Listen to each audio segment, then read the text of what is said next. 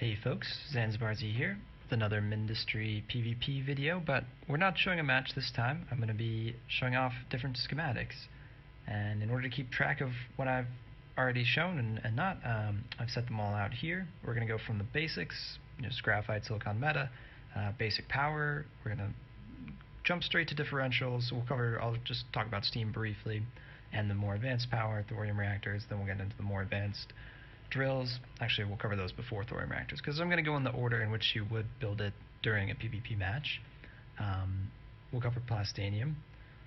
That will be before Crucibles, of course. We'll cover some units, and then we'll get into the later game, more exotic materials, and might even get to impact reactors, might get to T4. I'm not going to show T5, it's just too big, too complicated for this type of video. But to start off, the very first thing I would do is make monos. You don't need a scheme really for monos. All you need is a single unloader set to anything. That is, set to anything. The unloader will take out whatever material you set it to the core, but if you set it to anything, it will put out anything, like it will just whatever you have in the core. I don't have much because it's a sandbox, but that will all go into this mono factory. We don't have the required materials for it now, but it will produce if it had silicon and lead in the core. I'll show you that later, probably. So that's your basic mono production. Don't even need a scheme for it. We'll cover polys later. Next, I'm going to jump to silicon, because that's what you would make next that you need a scheme for that doesn't require, titanium. You don't need a scheme. You're just going to put the drills, put them into the core. Same with copper and lead if you wanted to do those. So yeah, jumping straight to the graphite press. The ratio for a little graphite press to the amount of coal you need is 4:1. So the simplest schematic would just be the graphite press. We're going to underflow any coal coming past into the press, and then graphite will output onto here, and if it hits the underflow gate, it will underflow to the left or right. Since the right is blocked, it will go out and into the core. To make sure that no coal would ever pass, and as we upgrade this and we're adding more drills on,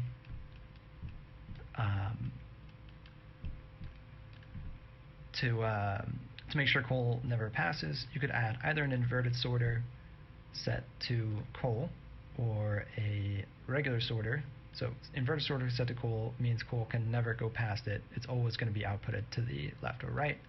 Sorter set to graphite would do the same, but the opposite. So graphite will always pass through and not be pushed to the left or right. Coal cannot pass through because it's not graphite. That's how the sorters, inverted sorters, roughly work. I know that's quick, but so a very simple scheme for graphite is just this. Save it. Save your schematic. Graphite. I already have that saved.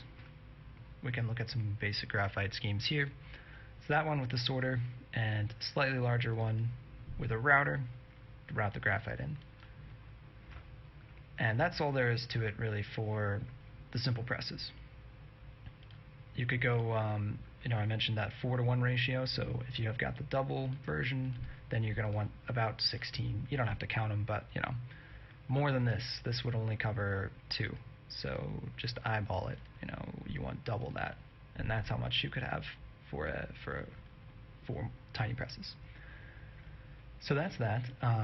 Next, we'll look at basic silicon smelters, and there are much more complicated schematics for these things, but for PvP, you really want to get past the basics as quickly as possible. So I wouldn't spend too much time building a large, complex like a system like this, graphite with a ton of different presses on it. I have a lot of variety in this. We'll cover some of these bigger options later, but you don't need anything too complicated for the early PvP stuff. So to look at silicon, the most basic silicon setup that you could have, which we'll cover first as we're going through the basics first, would be this kind of bare bones but rather cool, innovative looking one with the 2 overflow gates. And just make sure you put your coal and sand into different ones. Actually, I'm not entirely sure that would even matter if you put them into different ones or the same one. And we'll give it some infinite power to see that working. Now the sand is going to have a hard time getting in over here, but it does eventually flow over. It takes about 7 basic drills, 6 or 7, to keep a silicon smelter running constantly. And how many did we build? We built 1, 2, 3, 4, 5, 6, 7, 8, 9, 10, 11, 12. So, no, 11. So that's why we're a little bit low, and you can see that this amount of drills can't even quite fit on a single belt. So there are a couple ways to get around that. You could use bridges. This, assuming you haven't unlocked titanium yet, you can bridge it all through there. Slows it down slightly, but you'll get the throughput you need. You could also use underflows and junctions to accomplish something similar. We'll just put junctions. Junctions can move the same speed as a titanium conveyor, so that's why those can work. It takes a minute to get everything to flow through. We might having funny, I'm demonstrating this, but I haven't tested it too much myself, so you may just want to use titanium conveyors. The underflow gates can get a little finicky when chained like that. Titanium conveyor will certainly solve the problem for you, or the bridges. It can work great. I do have a scheme. Since we're covering schemes, I'll show off what I typically use for PvP, and it's essentially a similar setup. Instead of using the overflow gates to distribute the silicon, I use a system of sorters. So sand goes in, can't go across, coal goes in this side, it can't pass through, neither item can pass through this dividing line between, and instead they both go into the silicon smelters. I also have hidden a combustion generator under here so that the setup can power itself. Goes into bridge, that adds a little bit of storage. Honestly, that's not terribly necessary. Could save a little bit on copper just by doing this instead. I do still need the bridge kind of for getting the silicon out. You could also save on the cost by not having a bridge here as well. So you might see people with fancy overflow, underflow, sorter, junction type setups, and that will work just as well for you. Just need to accomplish the same kind of basic principle where you've got 6 or 7 drills. You can see how 2 are idle. I can probably get away with 6 here, feeding the silicon smelters.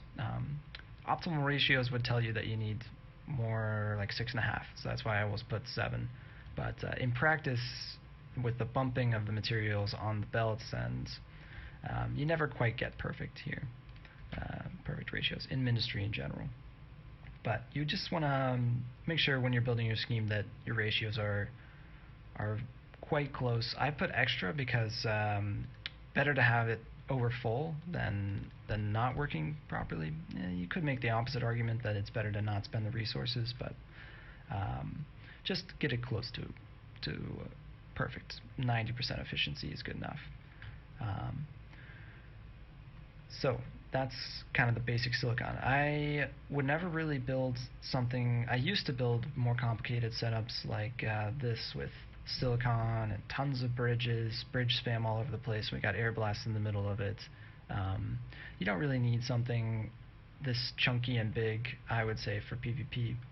You can certainly use these, and this will produce a full stream of silicon for us. If you feed it properly. But nowadays I mostly just chain a couple of these things together for easy silicon. And the nice thing, you can put it on top of materials that basic drills don't accept, like titanium, and it won't accidentally take the titanium. Since you've got extra drills, that's not a problem. So you can cover up thorium, titanium with this, and it's not a problem. You do have to watch out for, of course, lead, coal, scrap, copper. But for instance, like this, putting 3 of them together, that's roughly the ratio you need for an air blast. Now, that's not a perfect air blast. We'll just, Well, actually, a less than perfect air blast is fine. I often supplement a less than perfect one with a little basic drill like that, and then this will be enough coal for this kind of triple setup. Now, with the triple one, I always delete my combustion generators because those are sucking off a little bit of your coal. Not a huge deal, but that air blast can't quite support 6 smelters plus 3 combustion generators. So just something to keep in mind. And you do have to upgrade the conveyors here. You could also connect the bridges, another option. You might have some trouble actually with the coal getting in. Didn't think about that, but yeah, I always upgrade the conveyors in the middle because by then I've got titanium. And once these bridges empty out, this one should start to flow. So you can see they're pretty darn good ratios. It could use a little bit more coal if you feed some more coal into the sides here. That's what these blink off momentarily for, but it's almost exactly enough coal. So that really covers the silicon smelter there. Close that one off. Don't need to see that anymore. So just trying to show you that it's quite simple to make your own. You don't need to make it this fancy. You can just use titanium conveyors and a router into, we can even put that out in the open, combustion generator, get your silicon out. You could even just run it past on a junction, no problem. And that's pretty bare bones. You could also bridge these guys in if you want. It's a common design as well. Just have to remember to feed our combustion generator still. And then we don't even need the junction underneath. This will work fine as well. So you have some different options for your basic silicon. Just pick one that you like. Bridges are costly in the early game when we don't have very much copper and lead. I use them too much, so I'm one to talk. Slightly hypocritical. You can definitely go with this super basic design as well. For the early schematics and things, it's as long as you don't have a lot of waste, you can do it any way you want. That actually goes for all the schematics. If your ratios are good in terms of how many factories you have to how many drills you have, you can use anything you like, and it's going to be roughly the same. In terms of efficiency or space, you don't need to make the perfect square block that a lot of people do. It looks nice though, so definitely go for that if you want. Alright, so that's basic silicon. Next we're going to talk about Metaglass, and there are 2 Metaglass early schemes that I use. I used to use this bad boy quite a bit, but for V6 there was a slight upgrade to the air blast drills, and now they can support 5 Metaglass. But we'll start from the basics. At the beginning of the game, you really don't need too much Metaglass, so I often build just this really tiny setup. All the drills are touching the Metaglass. That saves on the copper of having to build conveyors. We don't even have to bother with conveyors for the sand. And this takes 5. The ratio is 5 and 5. So honestly, you could put this on lead, but you don't usually get a giant patch of lead like that. You do get sand like that, no problem. So usually you want to build this closer to lead so you don't have to make giant spaghetti in order to supply it. But this also, I usually power it if you're doing it before you've built power. I build this tiny power setup. I'll cover that at the same time, since that's usually around what I would need to around the same time that I'm building this early tiny Metaglass. You could do a different kind of design, no problem, like say that works. Just make sure you're feeding in your lead however you want. You really don't need anything terribly fancy for this. This design just happens to save space, which I like. So yeah, that's one of them. For a larger version, I do the exact same thing we do for silicon. Pretty much, you can use the sorters to pass materials on both sides. And what do we have under here? Just a power node under here, so no big deal. We're just bridging the Metaglass out, and 2 Metaglass kilns are enough to supply one conveyor. Everything is nice ratios for a single conveyor here. You can get in one basic conveyor of sand, one basic conveyor of lead, and you're good. 10 drills on sand and lead each. Since it was 5 each for this, it's 10 for 2 of them. You know, simple math there. Nice ratios for early Metaglass. And those are, you know, different variations on the basic Metaglass. So I'll go ahead and cover more advanced Metaglass. Since the drills are the same,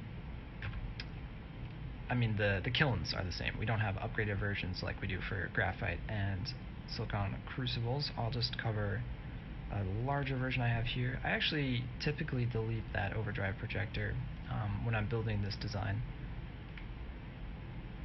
And that's because I build it before I can really afford the power to have it overdrived, and if I overdrive it, then it overfills the conveyor here, and then we get some drills not working perfectly if you don't have the whole way overdrived. But you know, it is a nice consistent. It's going to fill up for a second because I got all these bridges, so it'll be a while before they actually stop functioning due to limited throughput.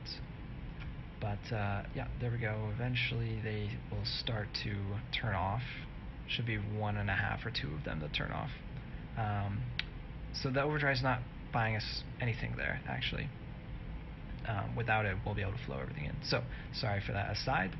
But for 5 drills, that's the perfect number for an air blast of sand and an air blast of lead. Let me go somewhere where I've got a patch of lead. 290, 342. We're basing this off of the lead restrictions because that's the one that's slightly lower, but 342 is not too much more than 290 per second. And remember that that's multiplied by 3 roughly when you water it. So when we're building a Metaglass schematic, we just need to find some way to deliver both of these resources to all 5 drills. And the easiest way to do it for one of them is just have it touching all of them. That makes it super easy.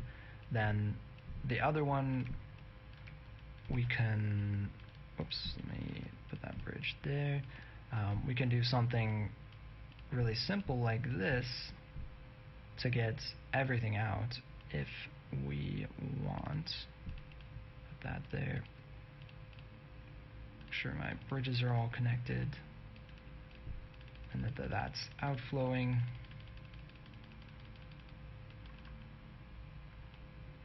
And we'll run this past and into the void, and there we've made a new Metaglass scheme. We've got an extra space here, which is why I spent some time optimizing it. And oh wait, no, I didn't even save that space. So this design that I workshopped for a while actually just is the same size roughly as this one. You see, you need that extra space, and we just made things a little bit more complex with the extra bridges. But that's basically how I built my design. It's just put it all here and figure it out as you go. You know, you can play around with where the water extractors are to save some space. But it's not that hard to build, you know, once you decide how you want to do it. And you could do the same thing with silicon. Well, silicon, the ratios are different, so that's why we don't do it exactly like that with silicon. But anyway, that is all the Metaglass that I would ever use.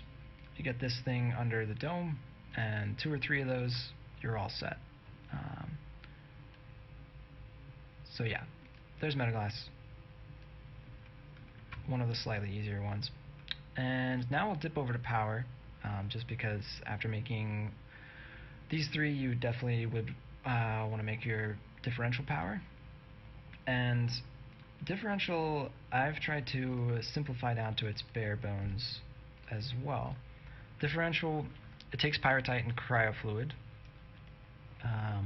6 per second cryofluid, 1 per second, sorry, not 1 per second, 1 per 3.66 seconds pyrrhotite. which works out to about 1 per 2, 1 pyrite mixer for 2 differential generators, and conveniently 1 cryofluid mixer to do differential generators. This guy makes 12 per second, these each take 6 per second. That one's a perfect little ratio. With pyrite, I believe it makes slightly more than we need. I forget the numbers exactly. It's 1 point per 1.33, and these need 1 per 3.66, so you can see in 3.66 seconds this guy is making 2, almost 3 pyrite. But yeah, that's all I have. My scheme is just that, just there, because occasionally you can find water on the eviction server nowadays, and if you do, then you just put 2 pumps, plug it into your cryo. It takes about 2 titanium things, but often you'll find it overflowing with just those 2. So if you wanted to, you could underflow in the titanium and then run it, the rest of it, to your core.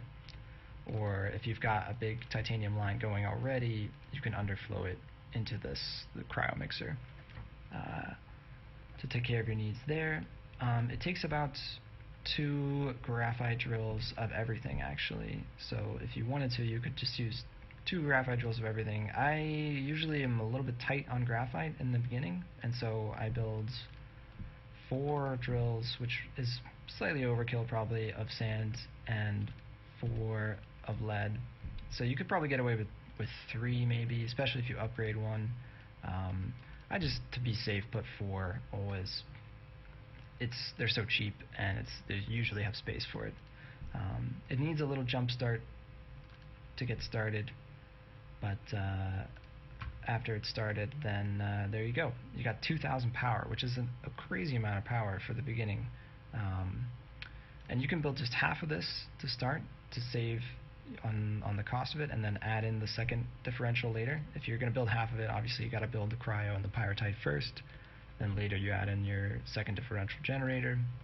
You could line it with some batteries, no problem.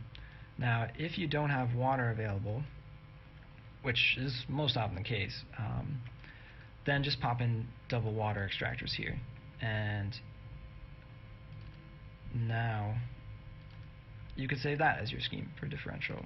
A lot of people have similar scheme. You could even put in the sand if you want to. This typically is fine. The sand's enough. You need a little bit more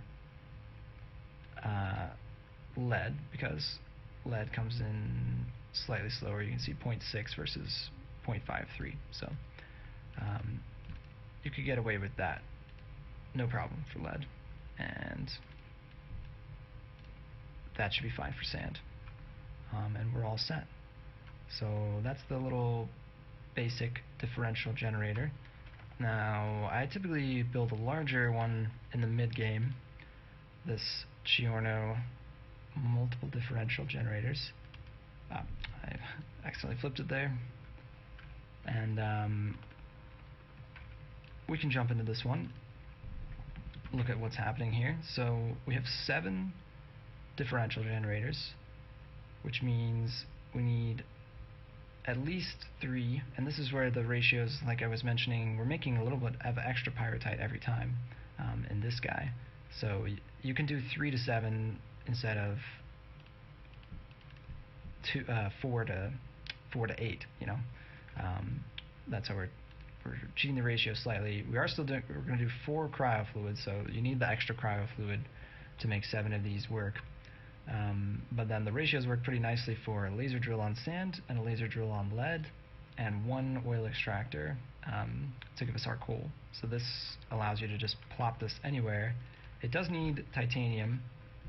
I typically put an air blast, but it doesn't need an air blast. You just underflow it in there and send the rest to the core, so you can get a little bit of titanium at the same time.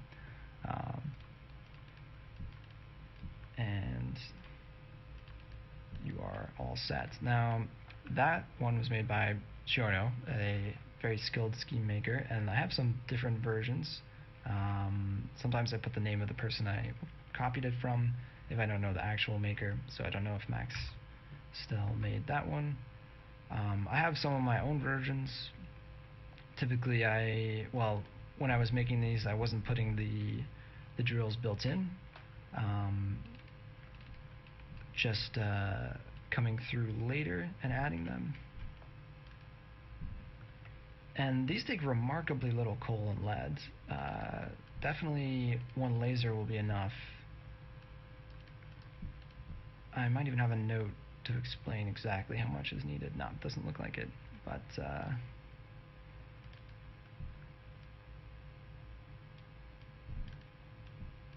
we can go ahead and feed this guy just to check that it works. And to make this, I mean, you know, we need 8 differential generators, and for those they're gonna need, yeah, I got away with 3 pyrite mixers here as well. 3 pyrite mixers, and we'll need 8 cryo as well. And probably need to leave a space in there while you're building in order to accommodate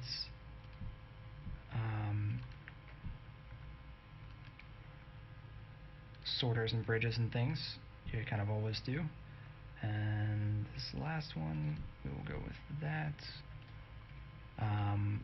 Got to bring in the cryo for each set. So there we go, that's cryo pretty much done. We'll need to bring in the titanium from here. So might do something like this for the titanium. Where's our item source? That should be titanium. Whoops.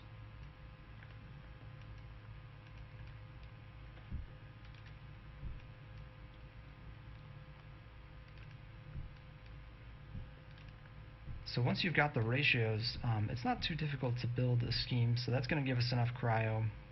We're bridging over the cryo. We're putting a liquid router, so everybody gets it. Actually, not everyone's going to get it just yet. This guy, he's touching. All right, he's still getting it enough cryo. I'm guessing that this one's going to supply enough here, and vice versa for this one. The bridge outputs into this one. The routers take care of these two opposites on this side. So that's our cryo. We kind of put a mess of water extractors and cryo fluid mixers. You just need 2 water extractors for each cryo fluid mixer, and then you got to get the titanium in there somehow. See, even Ciono couldn't fit the titanium in here. Had to add it externally. But maybe we can do something with the lead and sand, since we know it needs roughly a laser drill of both. Let's go ahead and take this whole scheme somewhere between lead and sand. This looks good. And we'll pop it down in here.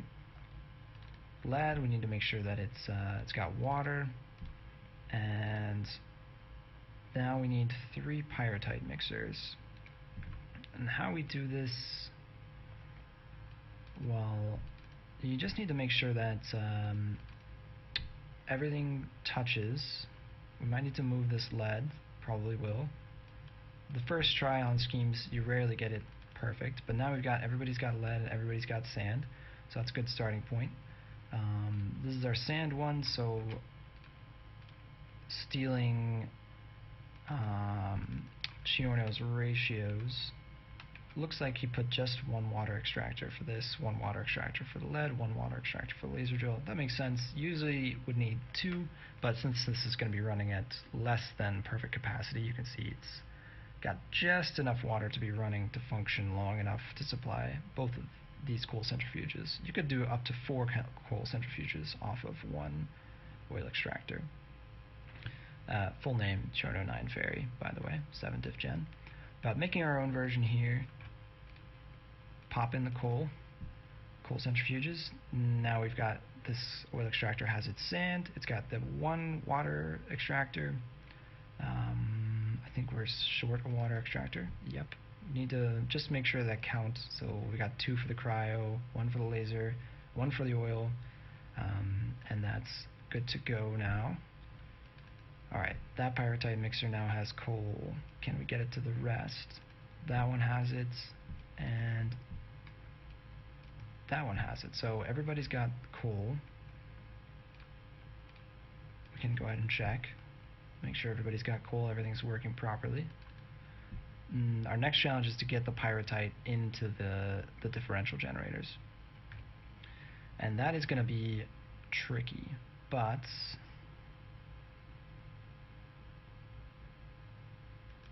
let me think about this for a second.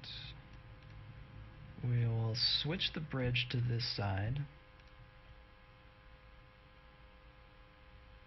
In fact, doesn't even need a bridge. Junctions here, so lead can go in, lead can go in. That's great. And now I believe we could bridge it through. We're going to put a junction up there, and this is going to be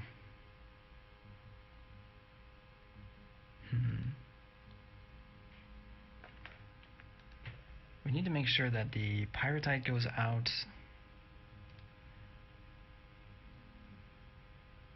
I'm thinking a lead sorter.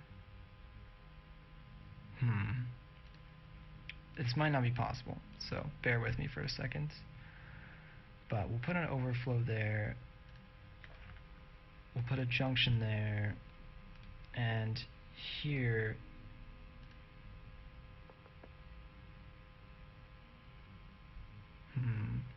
maybe an underflow there.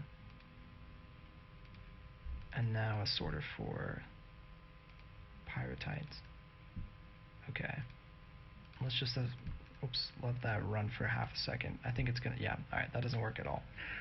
It makes sense. Lead coming into the sorter is gonna be spit out to the left.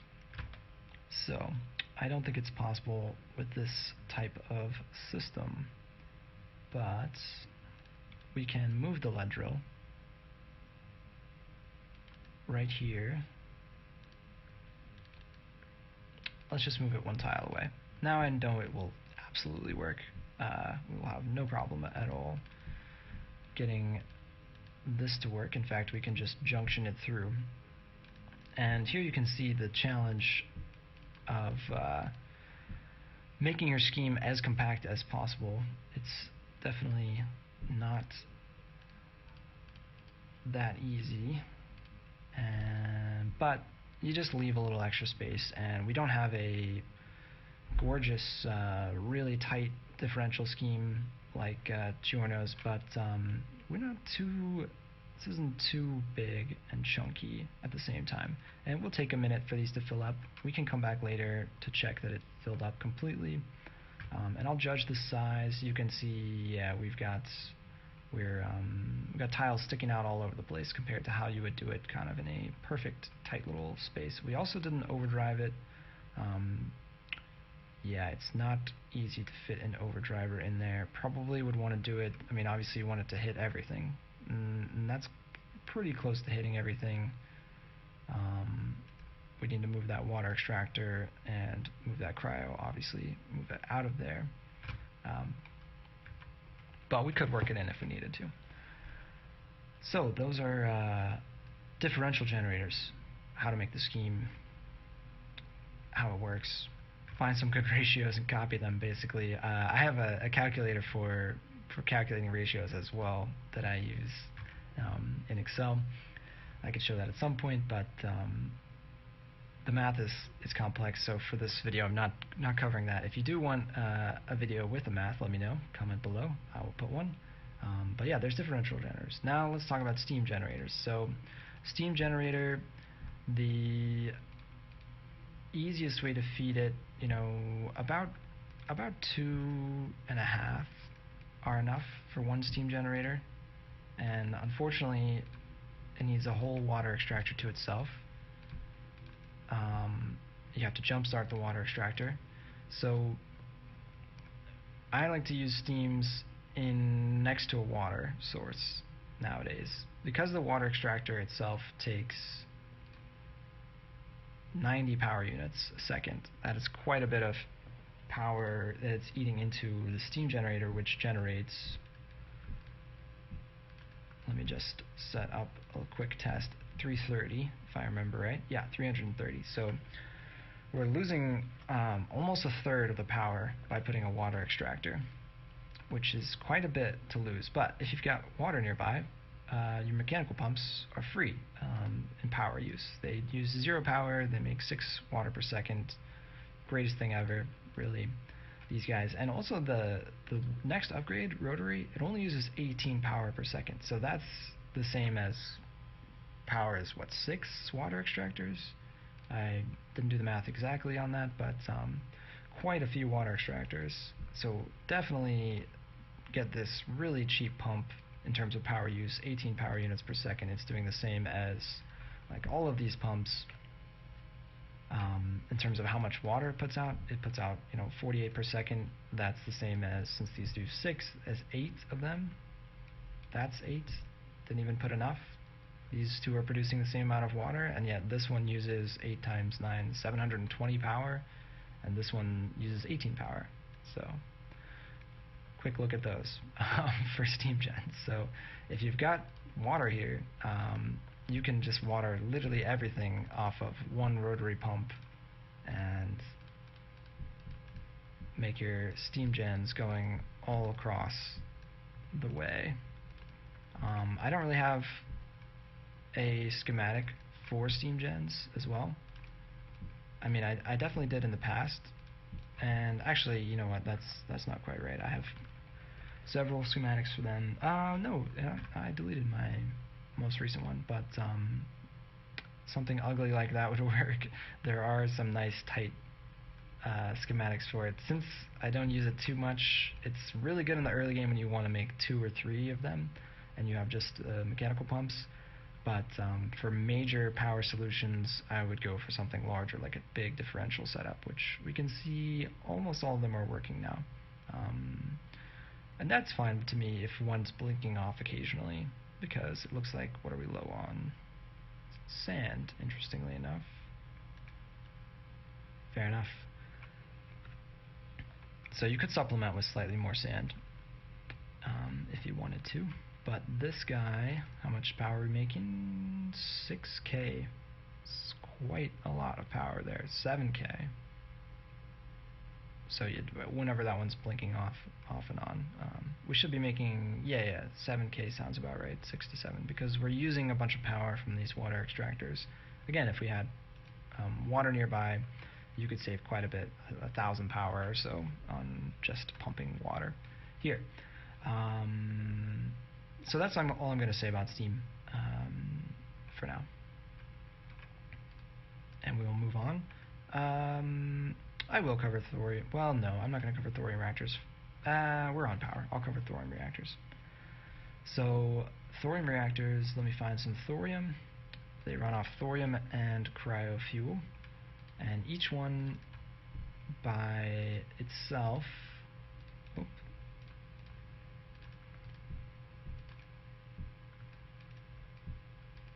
Notice we don't need a lot of titanium here.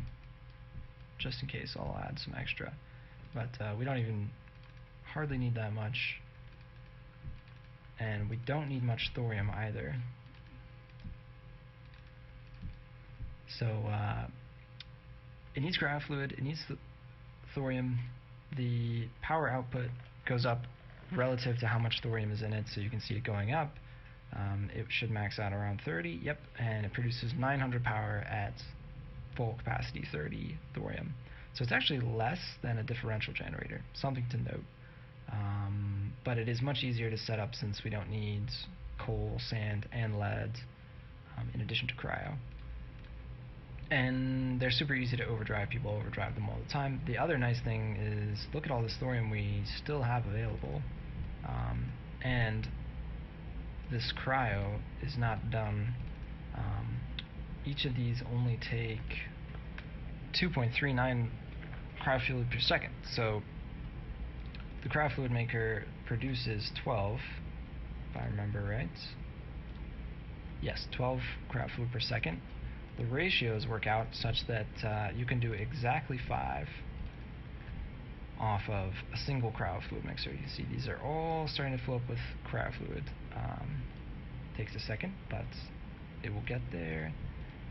And I'm not sure if this will be enough thorium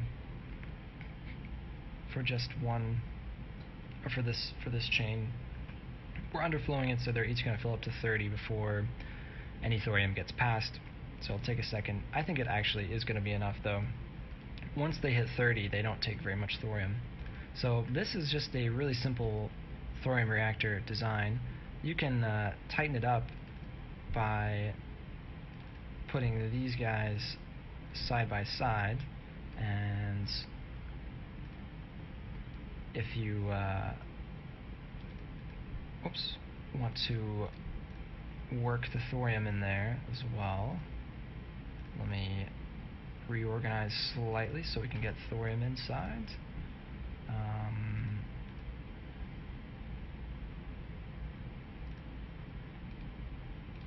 Just gonna think of a good way to do this real quick. Yeah, that seems pretty good. And we can have our titanium coming in from that side, wherever you can get it, and we're gonna put in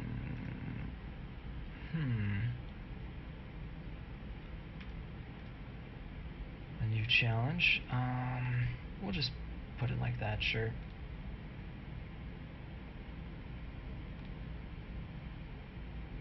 And okay, so now we've got cryo fluid going to everything. We need to bring in the thorium. Oops.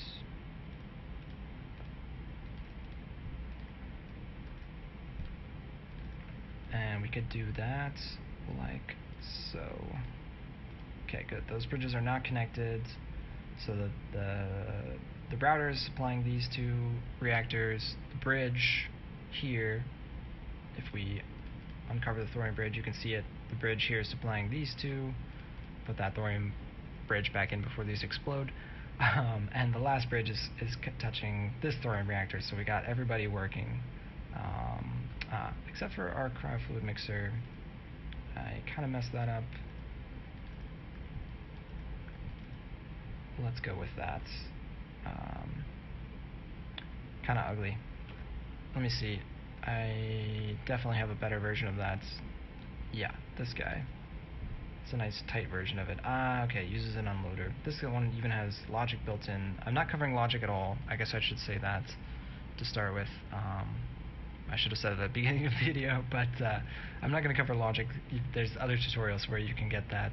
It's very powerful, but I think it's unbalanced in PvP. Anyway, my thoughts on that in other videos. So that's our thorium reactor. 5-to-1 for the cryofluids. Just needs a tiny bit of thorium. So always overflow your extra thorium back into the core. You will have extra thorium. But these guys are going great, and we can even overdrive it. Make sure your overdrive covers the cryofluid when you do it. So, you know, this is totally valid. It will boost your guys quite a bit. You can put phase into the thorium or to the overdrive to help even more, and you can dome it for optimal results. I'll show you what I use. This one, I did make it myself. It's kind of a modified version of other thorium reactors.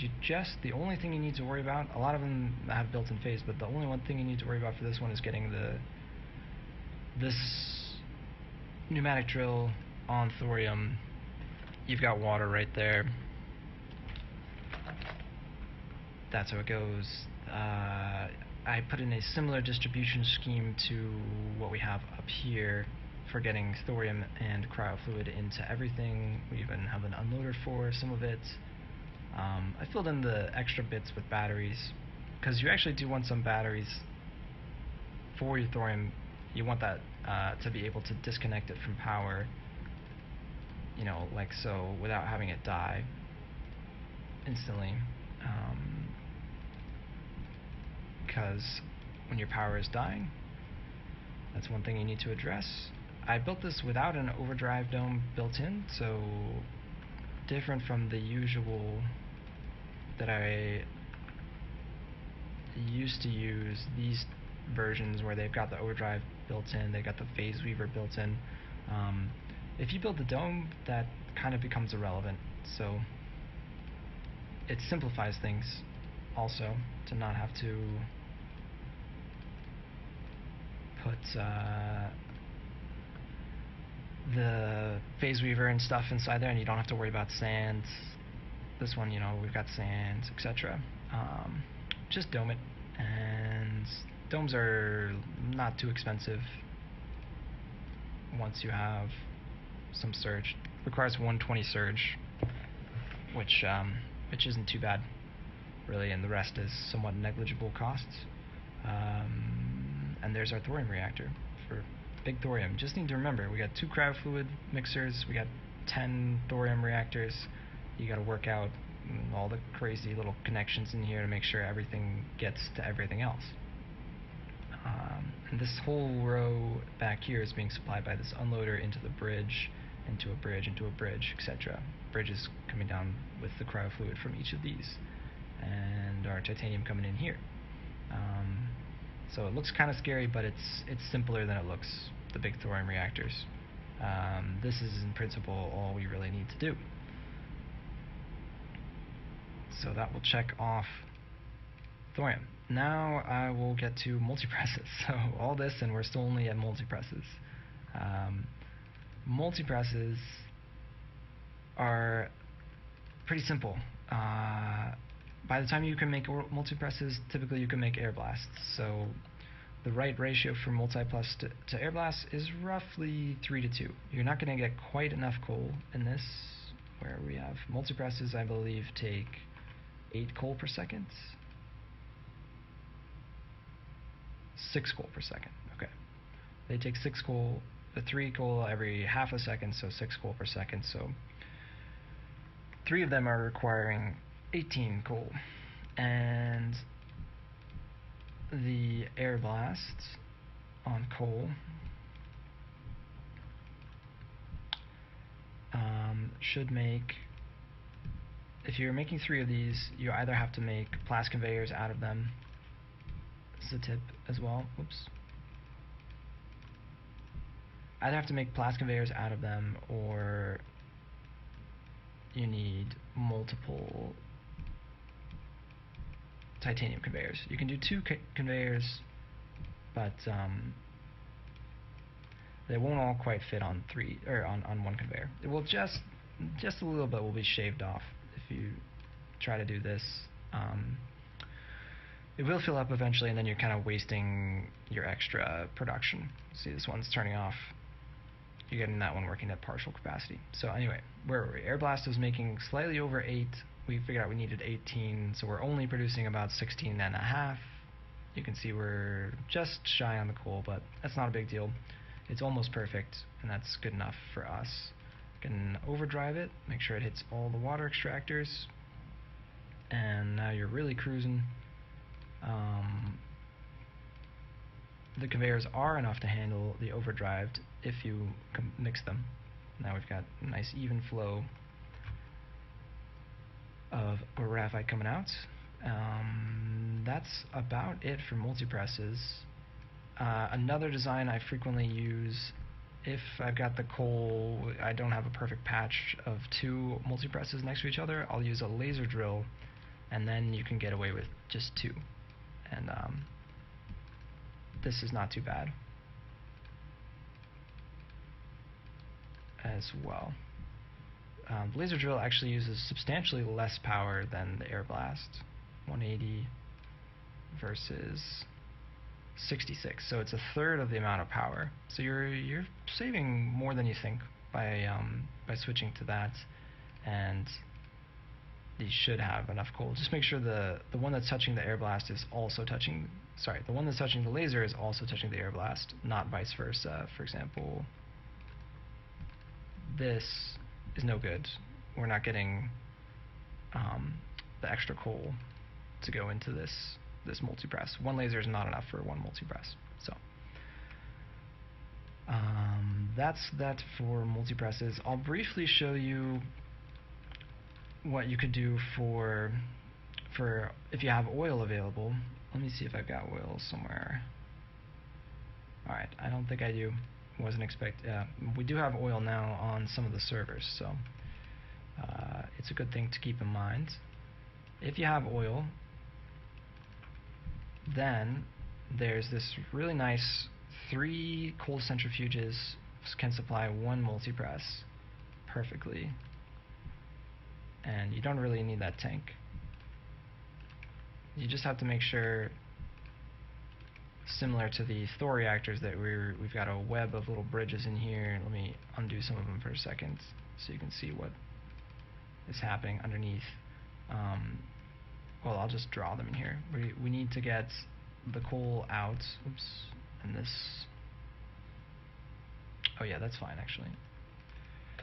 So we get the coal out, and we need to get the oil in, and okay, it is slightly complicated. We're going to use bridges because they have some nice properties. Yeah, basically we need to jump over this. So this could actually be like so if we wanted to, no problem there. And then we're putting just regular conduit down to supply both of these coal centrifuges. So that's that, you know, some basics. Get the coal, all three coal into there. And this one is spammable. Say you have this much, that's why we had the tanks kind of. Didn't build this with power in mind, but there we go. Just like that, we've got a giant oil to multipress setup. The liquid source is enough to supply all of them. You get that thing under a dome, and you're really cooking, man. Let's just supply that real quick, and you can see it's making tons and tons of graphite. So I have a big oily graph that actually this might be a better design. This is really simple stuff, but this one has the built-in oil extractors, and I don't really need the tanks in here. It just helps to facilitate the distribution, and it'll be blinking for a minute until we get the sand everywhere. Sand distribution isn't quite perfect for this. We got the unloader handling some of it. So yeah, the schemes can get a bit messy. You can see how nice and tight this one is, but we don't have the built-in oil extractors, which you need about 4 to 5 is the correct ratio for these. These guys, let's see, each of them need 2 water. Well, they don't each need 2 water. They need 3. So let's see if we can build.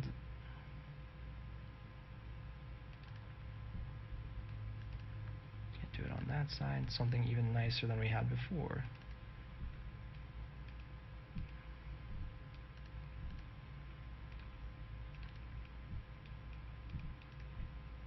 And there we go. All of our oil is being supplied internally. And I might go ahead and save that for alternate scheme. Don't love the power. Is that working? Everything's got power? Yeah.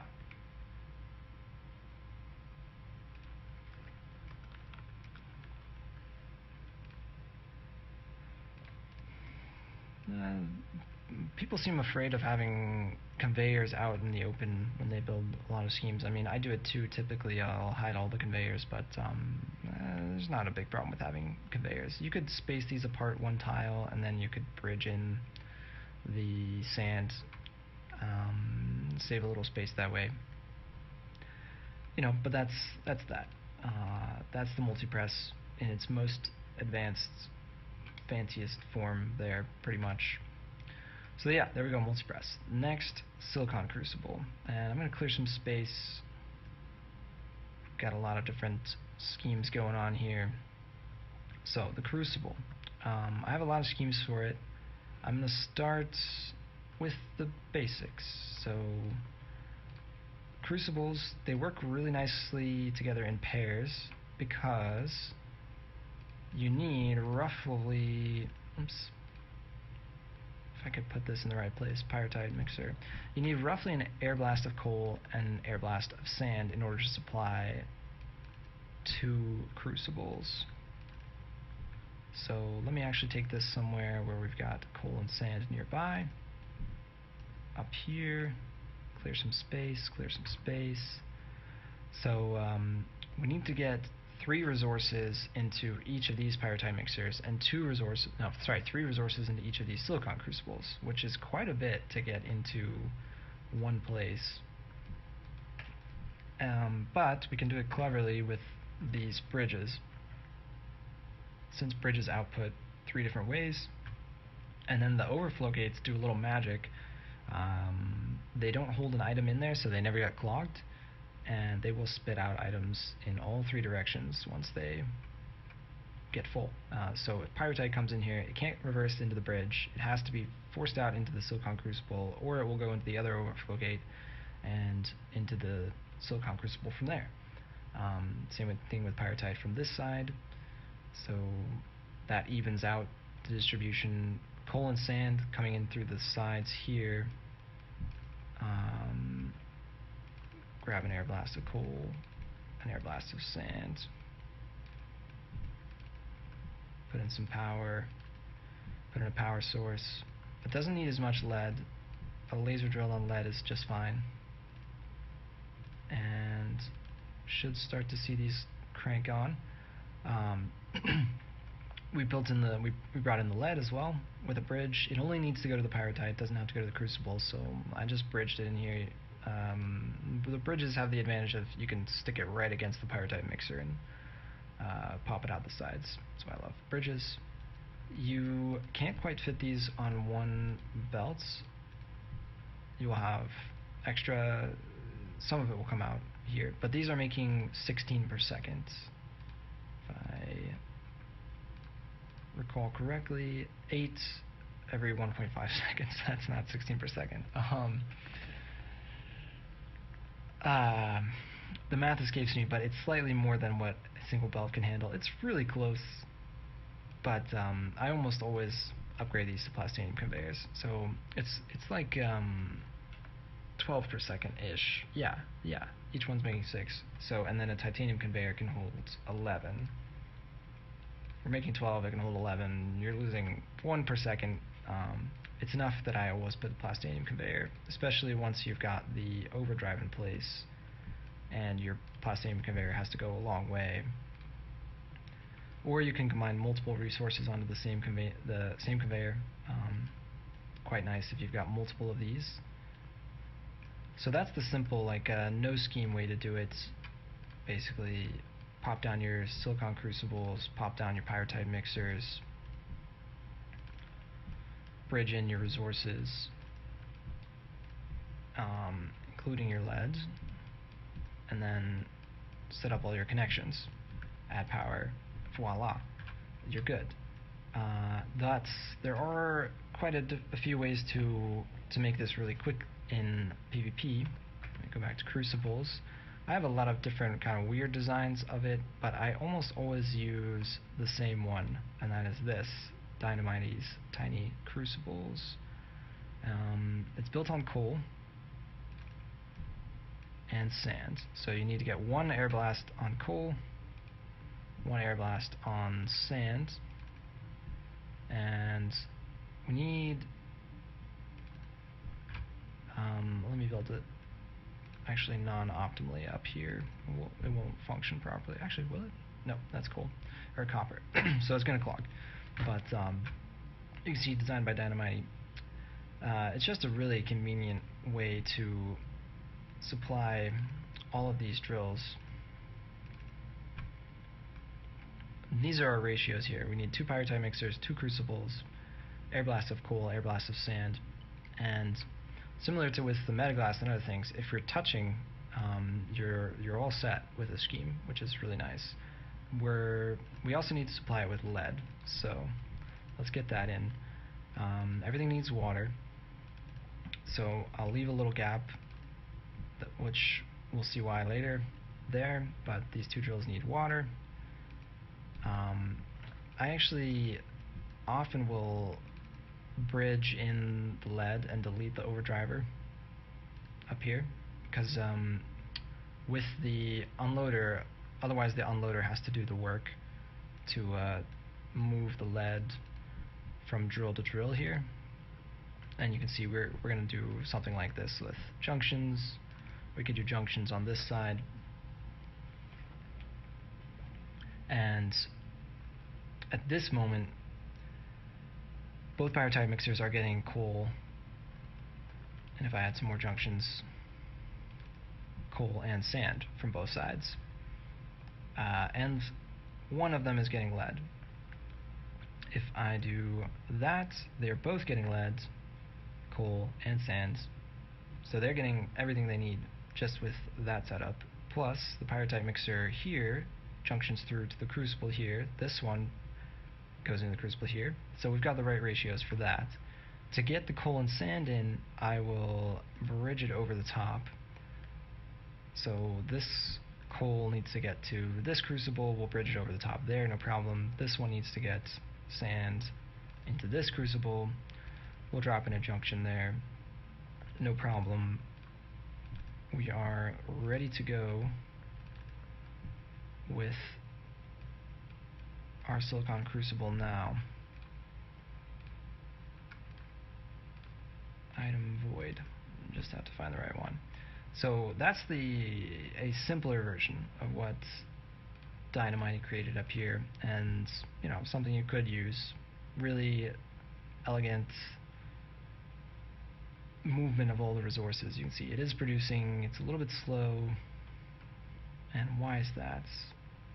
This is low on pyrotites, this is low on pyrotites, these two have plenty of pyrotites.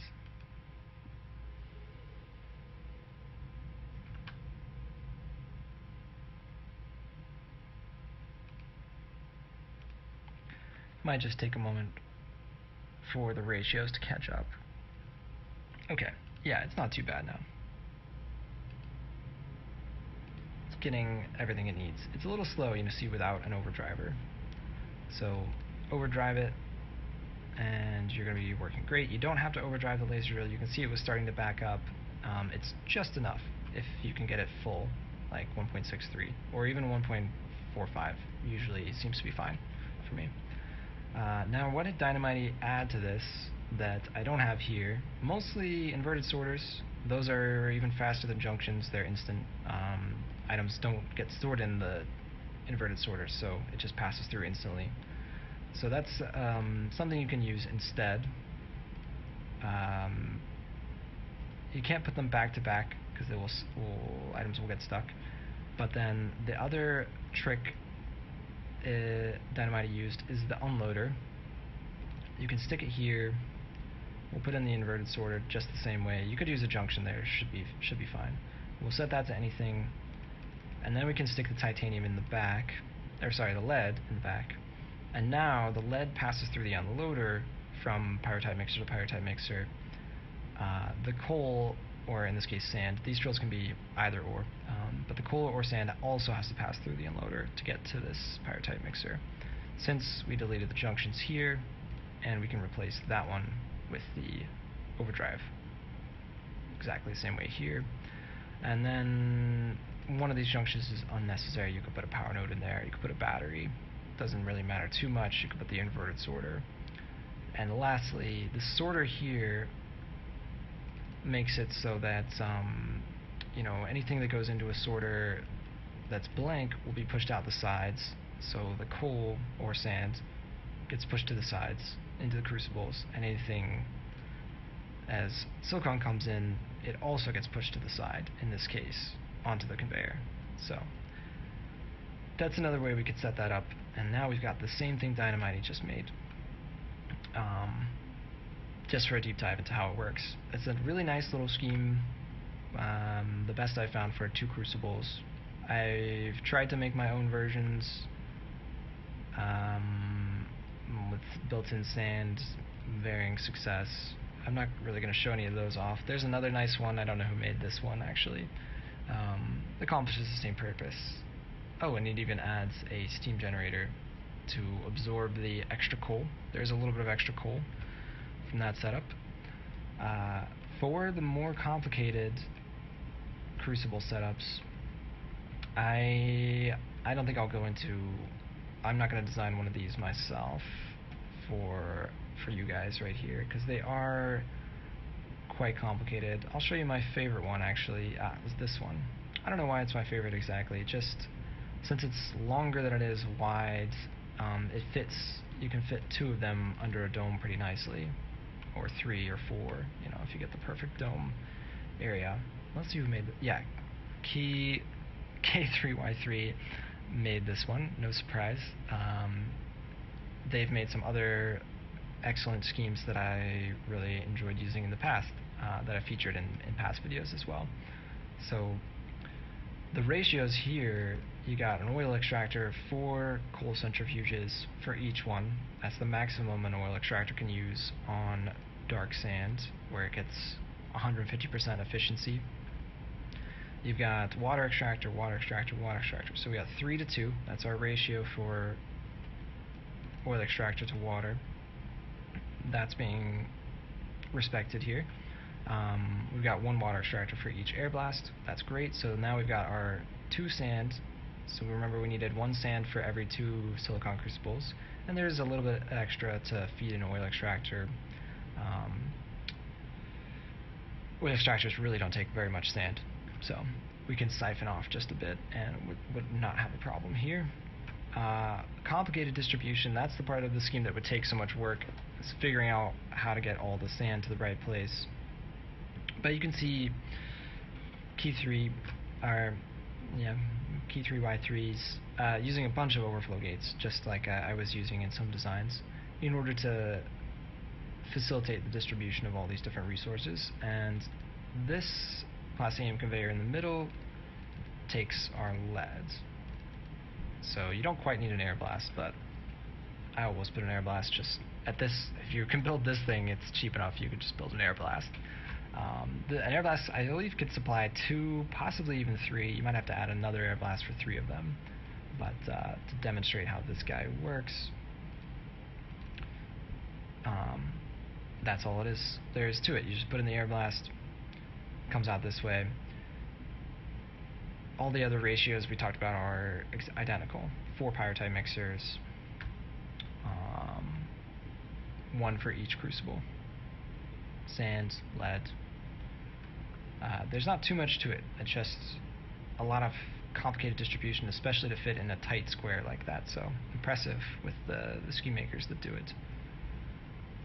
And there's a lot of variety on that one. So once you get to late game, you should probably copy somebody's scheme for the giant thing rather than trying to make your own.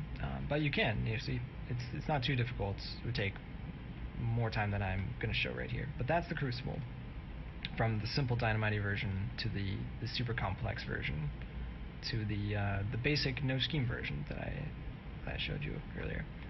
So that one's good. We've worked with the oil extractors a little bit. I'll show you them with Plastanium now.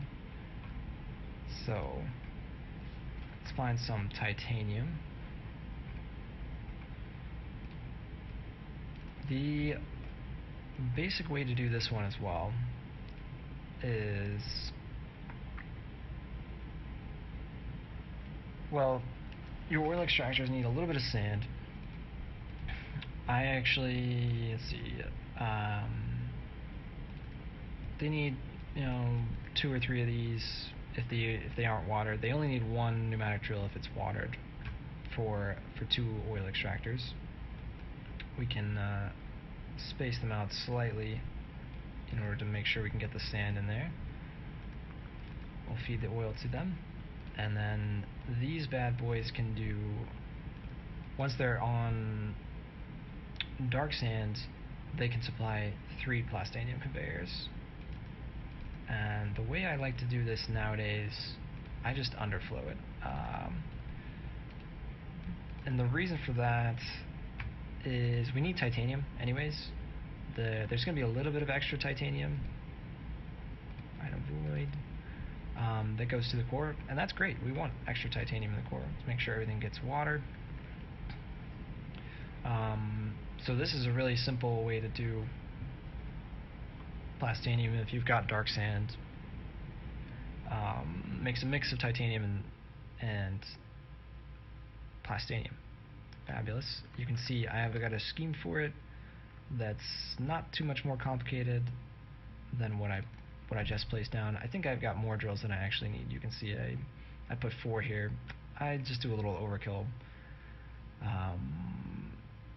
It's just sand, cheap drills at the point, like I said, that you're making this. And then I just feed it in titanium, and we are good to go with that one. Just respect the 2 oil extractor to 3 Plastanium conveyors for dark sand. And I usually don't even make anything more complicated than that. I just spam a whole bunch of those if I'm going to be making T4 or T5. But I will show a couple others. Here's another version. Quite simple as well. That one's really nice, actually. Maybe I should start using that one even more than I do. Because, you know, there you go. It's doing the same thing as this guy. You notice I'm typing in dark sand. I keep track of these by the color of sand, because I'll show you the other ones in a minute. I used to do something like this to take advantage of every bit of titanium. Well, not take advantage of it, but to not let it out, really. Like, this system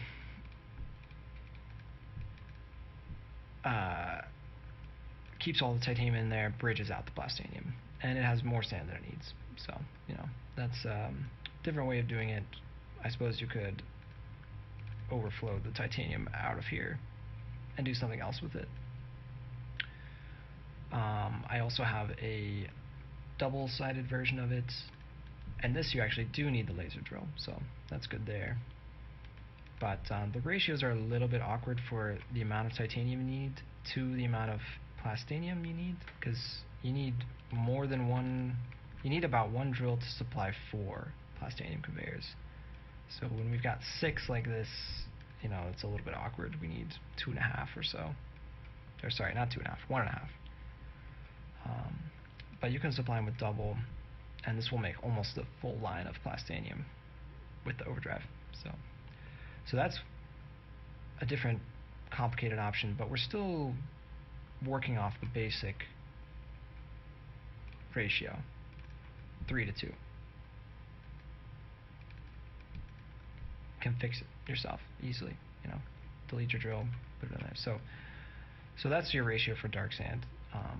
Pretty simple. For shale, which is that blue stuff, let's see if we got any here. Yeah, I think I have some. I might not have put any shale around. Yeah, just, oh, actually here it is. For shale, like so. It's kind of awkward setup. I rarely use this one. Let's just plop it down, and remember that we need 4 drills. And so yeah, I really wouldn't use this one, but what I'm saying, what I want to get across is that it's a 1-to-1 on 100% terrain. 100% for the oil extractor means 1 plastanium conveyor. 150 means 1.5. You know, it's nice ratios for that. For light sands, yep, I got some in the corner here.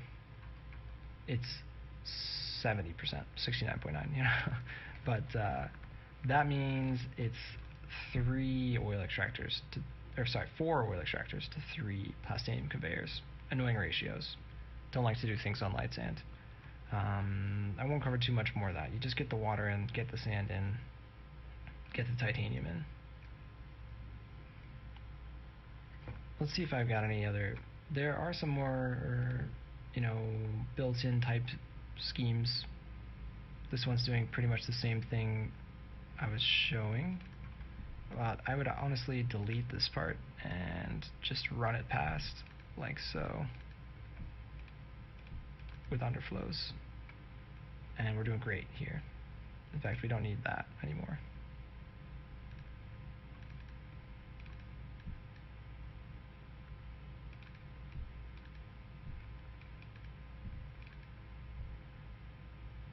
Nice way to do the scheme, for sure.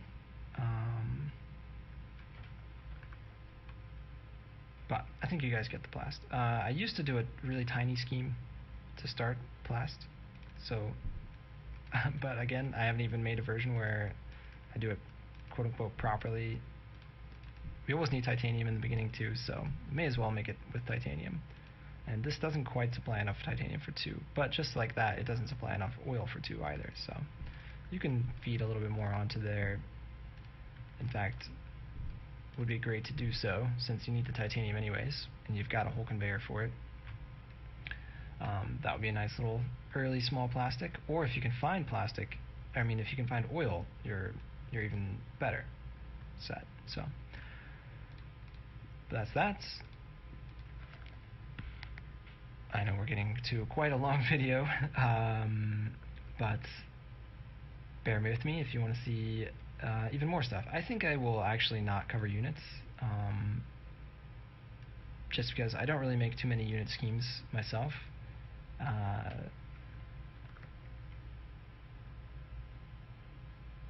Most of the schemes these days are built using unloaders from the core. You just unload every material and stick it into the factory somehow. You could do it with a bunch of conveyors, and honestly that will be fine, as long as you can pack it into a space that can fit underneath the dome. However spaghetti your conveyors are, it will eventually should work out to the same efficiency if you've got enough resources. So I'll go to phase next. It's our next interesting material. And phase, we'll need the thorium and sand. So phase is pretty simple as well for what I do nowadays. You just need air blast on thorium, air blast on sand, and the way I like to do it, in fact, we'll put that a little bit further back. I don't even have a scheme for phase nowadays. I just do it like this every time. Underflow, underflow, give it power, you're all set. Put it under a dome. Set the dome to anything. And you've got some cheap and easy phase. Oh, I guess auto incinerate is off.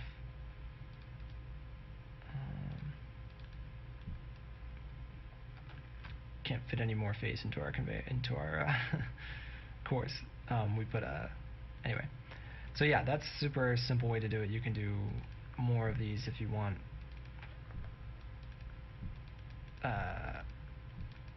Just give everything water. 313 is the underflow gate hotkey, and you're all set. Phase, underflow it. You need thorium anyways. May as well get both of them. You don't have to care about the ratios this way. I have in the past done a lot of different types of phase schemes. So I said I don't use a phase scheme anymore. I used to, but I used to just use this one too. It's kind of nice, but you don't quite have enough sand to supply that last one, so you can see these guys are working at full power just to feed these two. They're not, well, they're blinking off for like half a second, but you're not missing out on much doing it this way. You get all the thorium. But that little scheme was fine. Works just as well. That would be just adding on something like this. And we're taking a little bit of extra sand. You can see they're blinking off most of the time, but we are getting a tiny bit more phase. But that's that. Pretty easy phase. I'll cover surge now. Surge is another one where I don't really use my own schemes for it. This is the first phase scheme, or first surge scheme, sorry. You might do something like that. So you're getting all of your resources. Copper, lead. I always build surge off the core, basically, because it takes 4 items. It's such a hassle to build it. You could do a big...